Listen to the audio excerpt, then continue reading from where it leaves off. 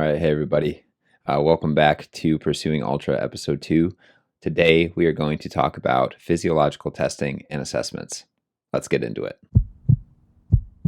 All right, so the purpose of today's vlog is to cover physiological testing and assessment. So if you are unfamiliar to this series, Pursuing Ultra is following my training towards me completing an ultramarathon. The ultramarathon is in October of this year. It's currently January, and what I want to do is I want to give everybody a kind of pull back the curtain so you can see what actually goes into using physiological principles to test, assess, train, and then reassess throughout the season. So right now I'm kind of beginning from square one. I've been doing just kind of a lot of zone 2 training, getting back in shape, getting back in the flow of things.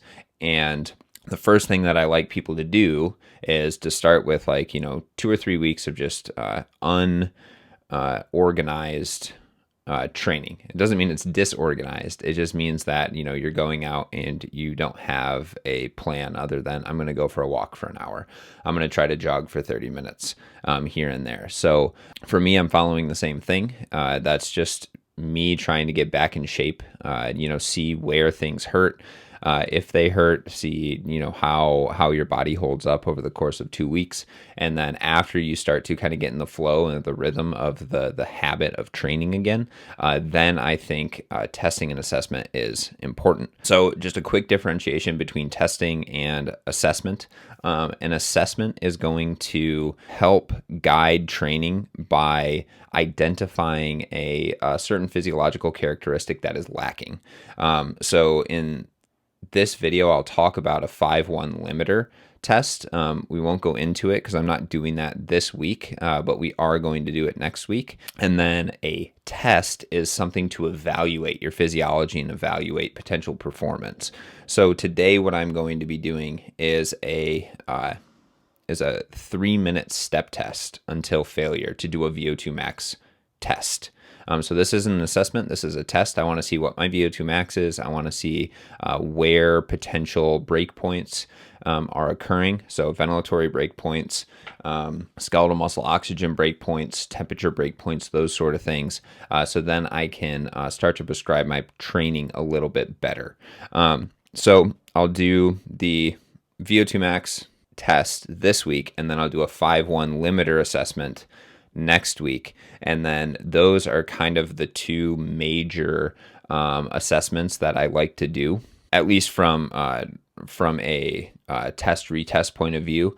There's other tests and other assessments that I will do periodically throughout training that just get plugged into the training block, but that's not the purpose of this video. The purpose of this video is to talk about what tests and what assessments I think are useful and I'm going to be using on myself. All right. So with the VO2 max test that I'm going to be doing today, I'm going to be taking my equipment. I basically have a portable laboratory, which is really, really cool. But I'm going to be taking that equipment to the rec center on campus, and I'm just going to be doing a standard VO2 max step test. So 3 minutes on, or 3 minutes at a certain speed on the treadmill, speed and incline, and then I will increase either the incline or the speed or a combination of both. So for this test, the way that I'm going to set it up, what I'll do is I'm going to start at a really low intensity. Well, not a really low intensity, but an intensity where I've kind of dialed in is like the break point between me hiking and running. I'm doing a purely walking test maybe until the end today because I'm actually currently training. So I'm doing training for two different things. I'm training for a 100-kilometer ultramarathon, but I'm also training to hike Machu Picchu. I'm hiking Machu Picchu in June, and I figured that doing my VO2 max test today with mostly hiking would be more applicable to the early training that I'm going to be doing, which I will then transition to more running later on, like in the summer when I'm actually, gearing up for the ultra marathon. So back to the VO2 max test. For the VO2 max test, I'm going to be starting with 3 5 to 10 minute sets of fairly low level walking. I'll probably be at 3.5 miles an hour, and then I'll gradually increase the incline. Each one of those steps is going to be 5 to 10 minutes, and that will allow me to measure my economy of motion during that hiking. So all of it's going to be hiking today. After that, after the 3 sets that I can use to track my economy of motion, I am going to start to increase the incline until the incline can't go up anymore. If I get to the end of the test, at each 3-minute step, if I get to the end of that and I need to go faster, I will turn up the speed, and I'll increase that speed probably 0.5 mile an hour every minute at the end. So the summary of the test is I'll start with 3 submaximal stages in order to establish economy of hiking, and then I will ramp the speed up every 3 minutes and hold it for 3 minutes. Sorry, I'll ramp the incline every 3 minutes and hold it for 3 minutes until I get to the highest incline possible. And then once I'm at the highest incline possible, I will increase the speed 0.5 mile an hour a minute. So that's really the only time that I'll actually be running, and it'll just be uphill running. So I expect at the end to reach my max very, very quickly. One thing that I want to highlight is the equipment that I'm going to be using for this test. So I've been fortunate enough to work with the guys at, let's see if we can see this, VO2 Master for a number of years now. So I have this VO2 Master at my house, which is essentially a metabolic analyzer, portable metabolic analyzer. So it will analyze the amount of oxygen that I am intaking and consuming during my exercise. So this is going to be key to measuring my VO2 max, because VO2 max is the maximal amount of oxygen your body can uptake and utilize during exercise.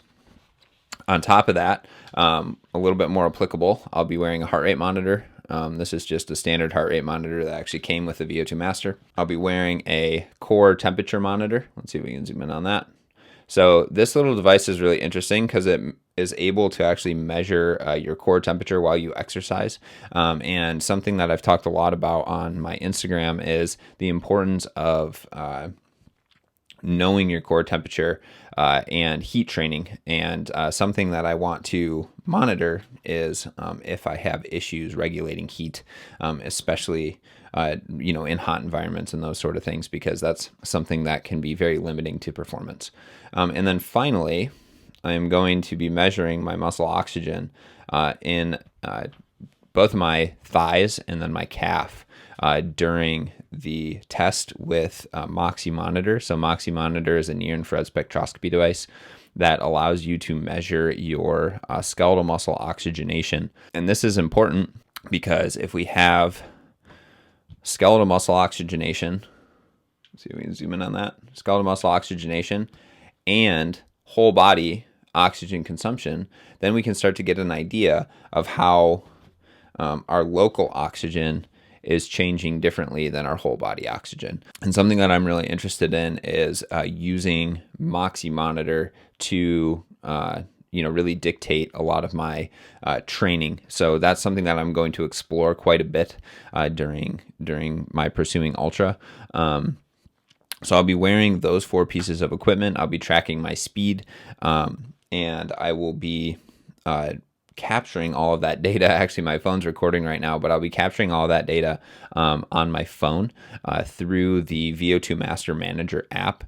It's super, super nice because it captures, I don't even know what the limit is on the amount of Bluetooth devices, but it captures all of your information to one screen, and then you can easily export it as an Excel file.